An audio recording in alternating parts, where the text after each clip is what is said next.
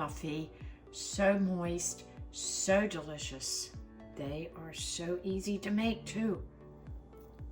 Look how soft these rolls are. Today we're making cinnamon rolls, and these are beginner-friendly cinnamon rolls. These cinnamon rolls are just absolutely delicious. There's nothing complicated about them. If you've never made them before, or even if you're a beginning baker, you can make these cinnamon rolls. So let's get started.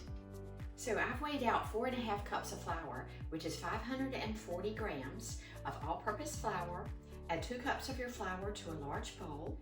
We're adding 1/3 cup of sugar, granulated sugar. We're using 4.5 teaspoons of instant dry yeast. If you're buying the packets, that's 2 of the packets of the rapid rise yeast. And to this, we're adding 1 teaspoon of table salt. Now, you may have heard that you can't combine your salt with your yeast. There's no problem with the instant dry yeast coming into contact with salt.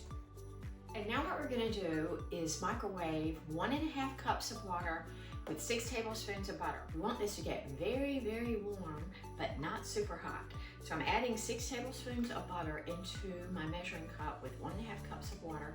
And I'm gonna microwave this in 30-second intervals on high until the butter begins to melt. I'm gonna give that just a little stir. So you see, my butter's not completely melted. That took a total of 2 minutes in my microwave. Let's go ahead and pour this into our flour. So you don't want that temperature to exceed about 125 or 130 because you'll kill the yeast. So if you're a little concerned, you could use a thermometer. If the temperature exceeds 130, let it cool to somewhere between 120 and 130. Blend this. And now we're adding 1 slightly beaten egg. I'm now going to use my hand mixer, and I'm going to beat this on medium speed for 2 minutes.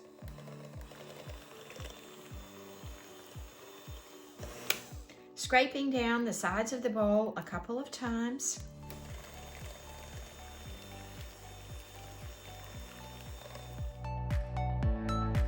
It's very thin at this point, so of course we're going to add some more flour. Now we're going to add another cup of flour. So this is our 3rd cup of flour. Go ahead and give that a little stir, and then you're going to beat this on high speed for 2 minutes, again scraping your bowl occasionally.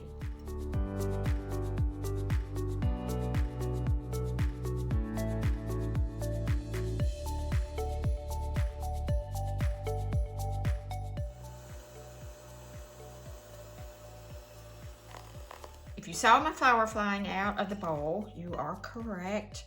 And for me, if there's flour on the floor, I know I've had a good day in the kitchen.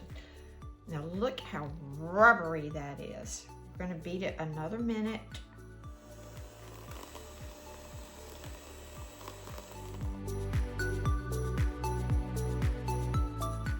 So there's really no way to keep that dough from climbing up your beaters unless you use a stand mixer.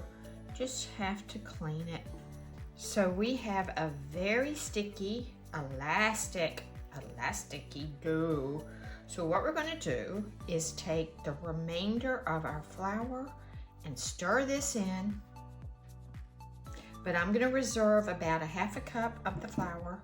I'm going to use a wooden spoon, and I'm going to stir the rest of this flour in. So you can reserve about 1/2 cup.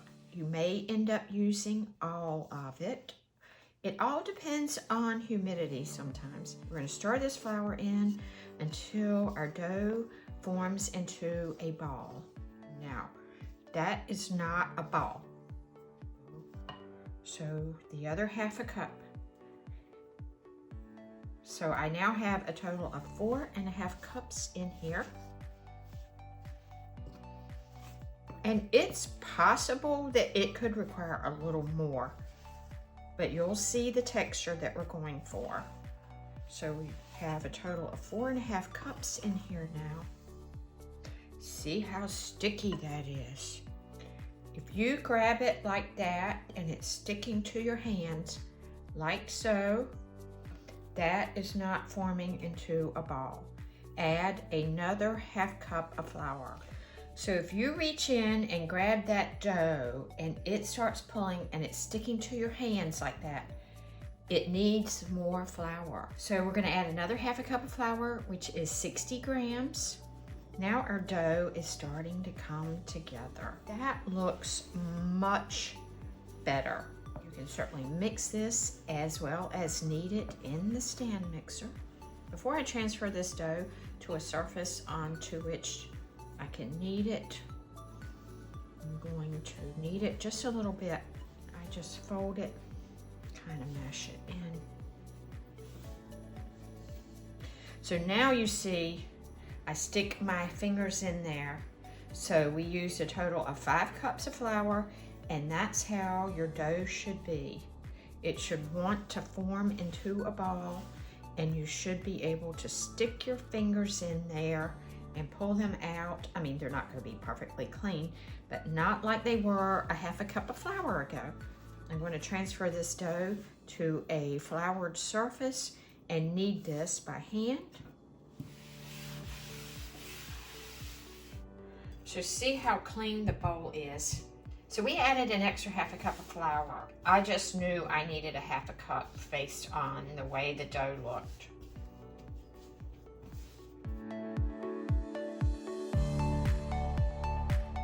If the dough sticks to your surface, put a little more flour down. So always keep just a little flour off to the side.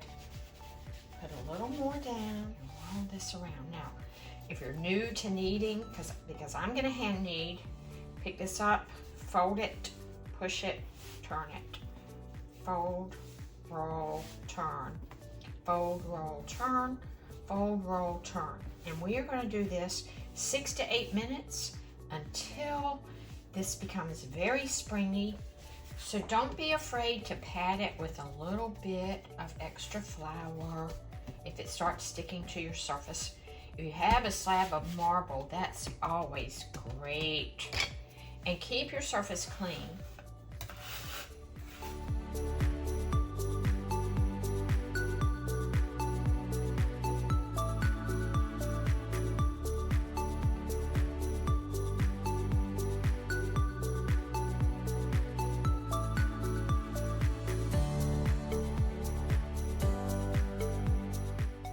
So you see it's sticking again, and I say this in all my videos. I have a simple dry roll tool I use. So roll that dough over there in that little pile of flour. When you're hand kneading, quite often you're going to knead in another couple of tablespoons. But you can see how this dough is. So again, now it's to the point where it's not sticking to my fingers. It's really about the feel. And I like to show you what's really happening with bread making.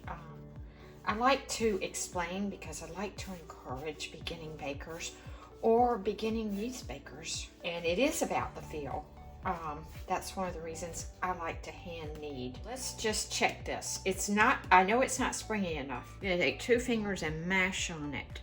And it did not spring back. You can see the indentations. So you keep kneading that until it springs back. It's not gonna spring back 100%, but it needs to spring back more than it did. Now this dough is getting very strong.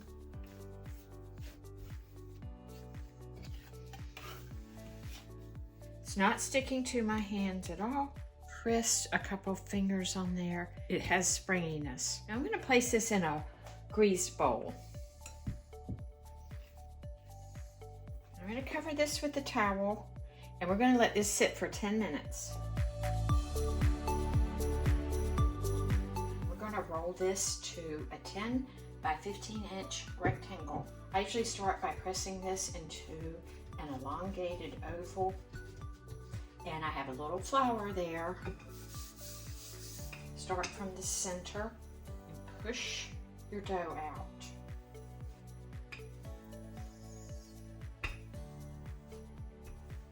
You can see how I'm pushing the dough where I want it. Put pressure and push that corner out.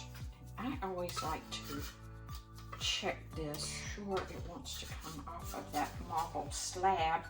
And now I have 3 tablespoons of very soft butter, very, very soft butter. And we are going to spread that on here.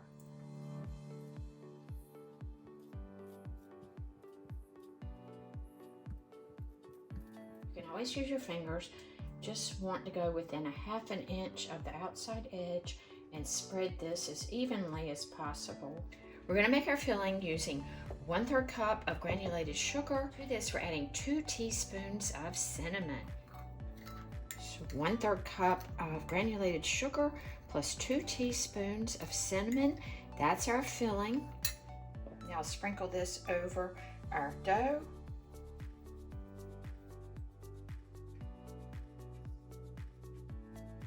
And now we're going to roll this, starting with the long end.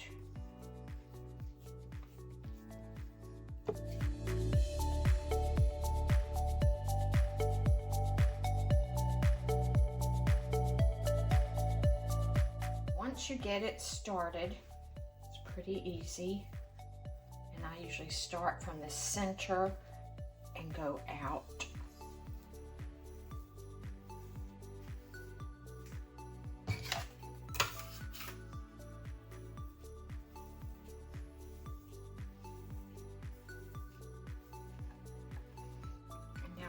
Roll this over and pinch the seam.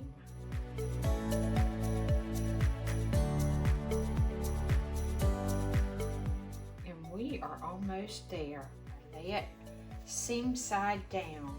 I like to measure this. It's expanded a little, so it's 17 inches. I'm using a piece of dental floss. You can use string.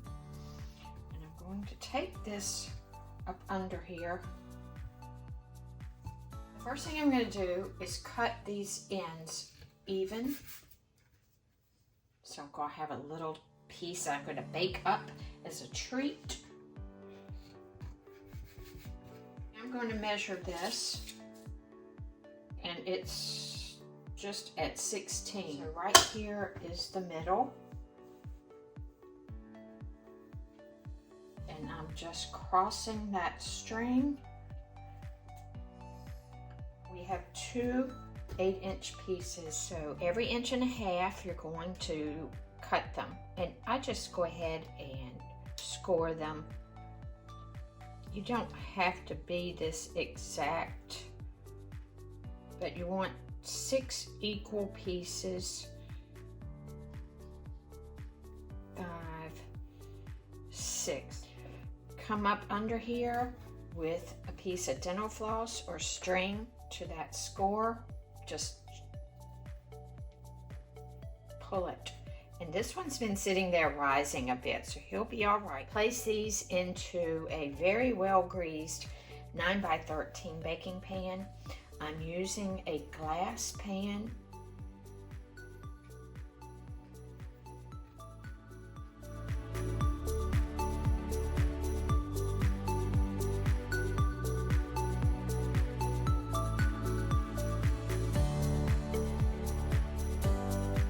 Beautiful, just beautiful. We're gonna let these rise for about an hour until they're doubled in size. Go ahead and cover them with cling wrap or a towel. My rolls have been sitting and rising for about an hour. Nice and puffy. You can see they've doubled in size. These are going into a 350-degree oven for 25 to 30 minutes or until nice and golden brown. They are going to be so good. These are done. My rolls cooked exactly 25 minutes. These cinnamon rolls turned out perfectly. My rolls cooked 25 minutes exactly. So it's always best to set your timer for the low end of the cooking range. Oh, we're gonna let these cool on a wire rack. And in the meantime, we're gonna go ahead and make our icing. Our frosting starts out with 2.5 cups of powdered sugar. We're adding 2 tablespoons of softened butter. And we're adding 1 teaspoon of vanilla, Sometimes I add a couple extra drops. A little extra vanilla never hurts. And we're gonna stir in up to 4 tablespoons of milk. So I put 2 tablespoons in to begin with. So 4 tablespoons is a 1/4 cup. So this is gonna be very thick and pasty. And if you watch my channel, you know what I'm gonna say. It's always easier to thin a thick paste than to thicken a thin paste. So that's why we start out with half as much and then just keep pouring some in there. And right now I have a big old clump. So I'm gonna add some more milk. I didn't weigh my powdered sugar, so I think I have a little more than 2½ cups. Mine was really packed in the container. I hadn't used it in a while. Got about 1.5 teaspoons left. Let's go all in. So this isn't really a glaze, it's more of a frosting, so you're going to have it a little bit thick, like that. Oh, perfect. So I find a spoon works best, and I just kind of circle it on there and then just smooth it out. I like for it to get into those swirls. I use all of this frosting, it's quite a bit. I like for it to run down the sides. You will impress everyone with these.